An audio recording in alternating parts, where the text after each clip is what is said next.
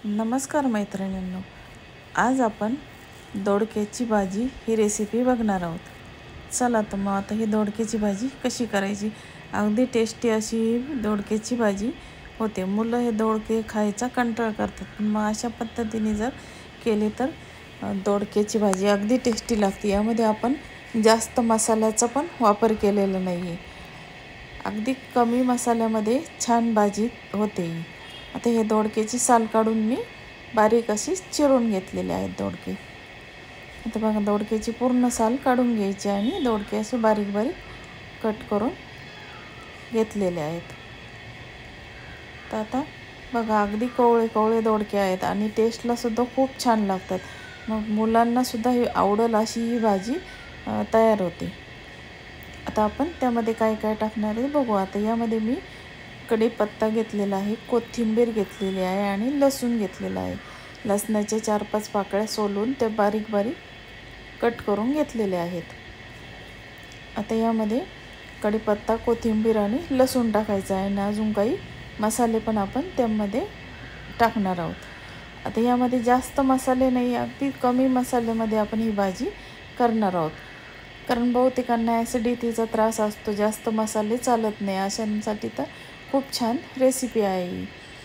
तर बघा, आता या ठिकाणी मी शेंगदाणे थोडेसे त्यामध्ये कोथिंबीर आणि एक मिरची टाकून मिक्सरला लावून घेतलेले आहेत। यामध्ये थोडंसं पाणी घालून त्याची पेस्ट तयार केलेली आहे। मी शेंगदाण्याची पेस्ट तयार करून घेतलेली आहे। आता चला आपण आता फोडणी देऊया। आता फोडणीसाठी मी गॅसवर छोटी कढई ठेवलेली आहे आणि त्यामध्ये अर्धी पळी तेल टाकलेलं आहे। आता ही भाजी थोडी आहे माझी, त्यामुळे मी सर्व प्रमाण थोडंच घेतलेलं आहे। आता यामध्ये लसूण टाकून आपण आता लसूण लाल होईपर्यंत परतून घ्यायचं आहे। आता लसूण आपलं परतल्यानंतर त्यामध्ये कढीपत्ता टाकायचा आहे आणि यामध्ये आपण कांदा, लसूण मसाला, लाल मिरची पावडर, हळद, हिंग हे फोडणीमध्ये टाकून घेतलेलं आहे आणि अगदी थोड्या प्रमाणामध्ये मसाले यामध्ये मी टाकलेले आहेत। आता फोडणीमध्ये मसाले टाकले तर त्याचा कलरसुद्धा खूप छान येतो। आणि आता हे दोडके आपल्याला त्यामध्ये परतून घ्यायचे आहेत। अगदी 2-3 मिनटं हे दोडके आपण परतून घेऊया। आता हे फोडणीमध्ये टाकून परतून घ्यायचं आणि त्यामध्ये आता मी 1 वाटीभर पाणी टाकत आहे। आता ही भाजी जास्त पातळ पण नाही आणि जास्त घट्ट पण नाही, अशी मीडियम मी करणार आहे। आता आपण त्यामध्ये मीठ टाकून घेऊया। आता दोडके शिजतील एवढं पाणी मी त्यामध्ये टाकलेलं आहे आणि आता आपण त्यामध्ये कोथिंबीर टाकून घेतलेली आहे।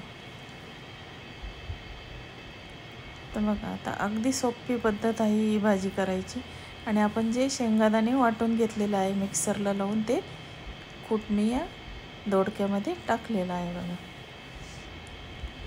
आणि आता आपण त्याच्यावर झाकण ठेवून 5 मिनटं दोडकी शिजवून घेऊया।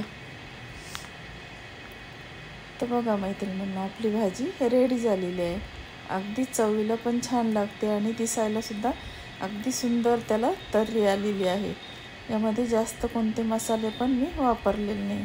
यामध्ये फक्त 1 छोटा चमचाभर कांदा, लसूण मसाला, लाल मिरची पावडर वापरली आहे आणि खाण्यासाठी पण खूप टेस्टी आणि सोपी रेसिपी आहे।